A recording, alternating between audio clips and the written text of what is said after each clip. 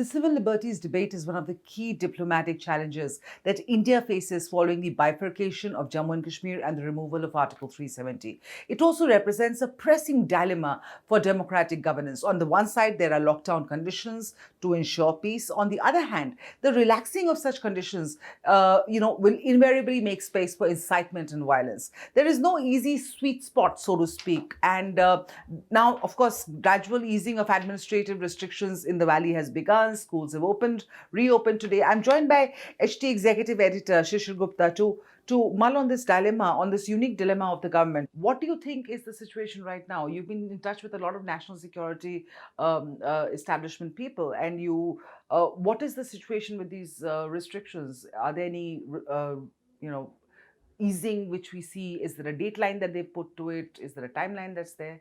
See, what's happening is that, yes, there are restrictions. Yes, there is a restriction on the internet. Yes, there is a restriction on social media. Yes, a certain number of people have been asked not to go outside their house. But all this is to ensure that law and order prevails. Absolutely. Law and order should prevail, because otherwise what is going to happen is people will be incited, people will be instigated, people will throw stones, and there will be total chaos. Now the question over here, which is with the government, Modi government, is law and order more important than these so-called civil rights, what they say, that, I can say whatever I have to say, I can peddle fake news, I can do anything. So here the government has decided that they will slowly ease off restrictions so that people get that responsibility of what they have to do to maintain peace. Now, what has happened is, why all this has happened is because if you go back to what happened after Burhan Wani's encounter in 2016, when all hell broke loose, people Absolutely. Lost their lives. Do you want people to lose their lives? So far, not a single life has been So lost. that is the thing. Despite anybody saying anything, the fact is nobody has lost his life. Right. That is more important. Now, second thing, why restrictions?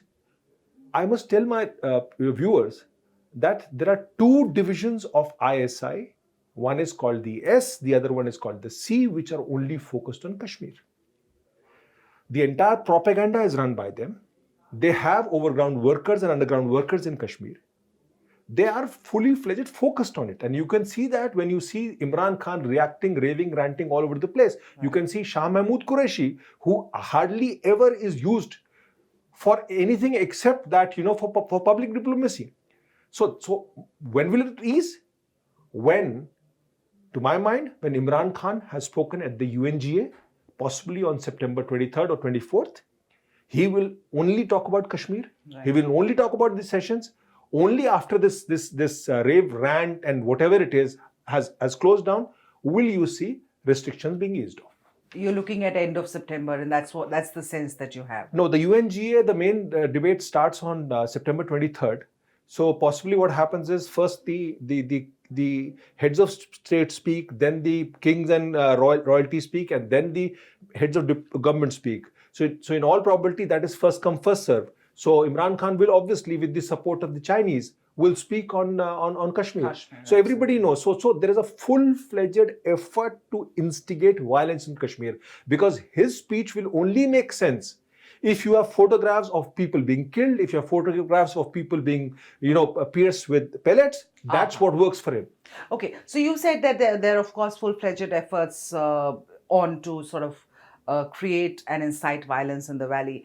Now, as far as the government is concerned, I'm assuming that they would have a 2 or 3 pronged strategy: one for the separatists, one for the pro-Pakistan elements, one for the stone pelters, really, and another one for the public representatives from National Conference and the PDP. How do you think the government is approaching this? All the four constituencies that need to be addressed as far as somehow stopping this violence from feeding itself. See, the government has nothing to do with the separatists. That the Home Minister Amit Shah has already announced that they will not talk to the separatists. It's very loud and clear. The government wants more political activity beyond these two parties, which is NC and PDP. Correct. That is point 2. Point 3 is that government actually wants peace and development to come within the Kashmir Valley. Okay? that is what the focus is. The focus here is to first ensure that there is peace. Only then you can have political activity and only then you can have development. Right. Peace is the first fundamental that you have to do. But what is happening right now is that if you allow all people sort of freedom to do everything, then everything will go haywire, in the sense that, do you want to have chaos over there? What we are hearing, sir, is that the separatists in the valley have been systematically weeded out and they've sort of been removed from that place. Is that also a fact? See, whatever my limited understanding is, there are some separatists who have been incarcerated for certain cases of the past. That has happened in the previous thing.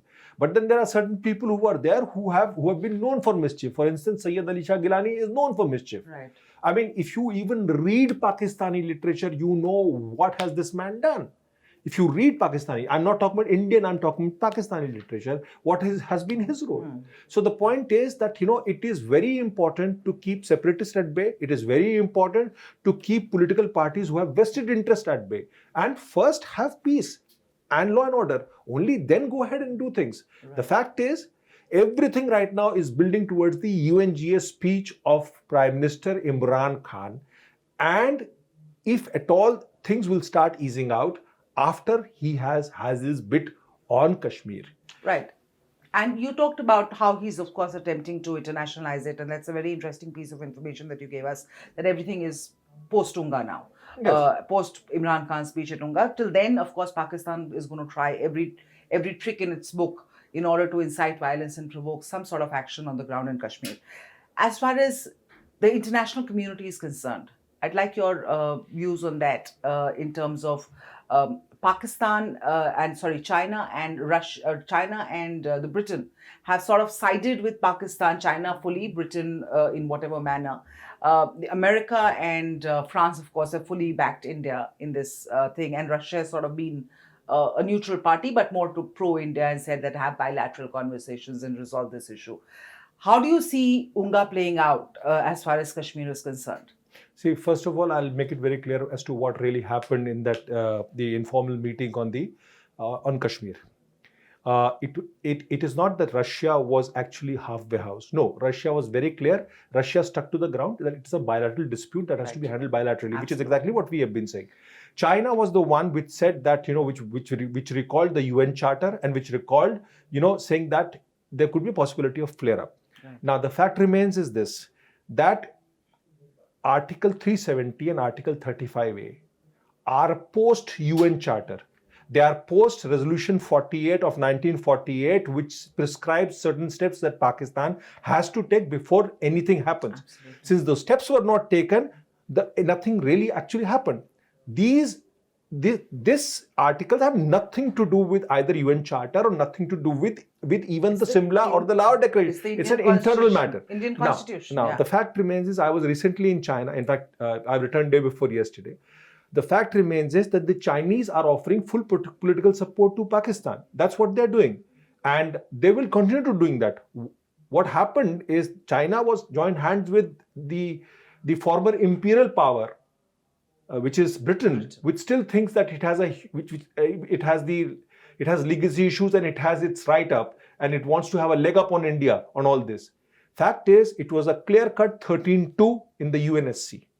And besides, barring Pakistan, barring China and UK, everybody else was opposed to anything like this, with US leading the show. Right. And how is it likely to play out in UNGA now? Now that see, in UNGA, Imran Khan, to get his domestic support, will totally go after Kashmir. He will talk about Kashmir. He will talk about nuclear flashpoint. He will talk about no first choose. He will throw everything that he has in his quiver against India. Right. Fact is, this is what's going to happen. But this will not make any difference because even the Americans have made it clear it's a bilateral issue. Right. Bilateral issue only as far as India, Pakistan and Kashmir is concerned. And in this case, when we talk about Kashmir, we talk about cross-border terrorism in Kashmir, we talk about Pakistan occupied in Kashmir. The fact remains is, has anybody ever asked a question? that what has Pakistan done to Pakistan occupied Kashmir and northern areas? Right. Has the international community asked that question? What is happening over there? They don't have any rights. And my understanding is that Pakistan will bring in legislations now to co-opt Pakistan occupied Kashmir and northern areas. Absolutely. So, but as far as taking off from what you said earlier, UNGA is where Pakistan perhaps faces another loss of face if it continues to hop on and continues to, drive home the point of Kashmir and the point of Indian atrocities in Kashmir, which really is not a reality, which really is not something that the international community is giving much credence to as far as Pakistan is concerned. Thank you, Shishir, for your time. We'll keep coming back to you with more. Keep watching HindustanTimes.com.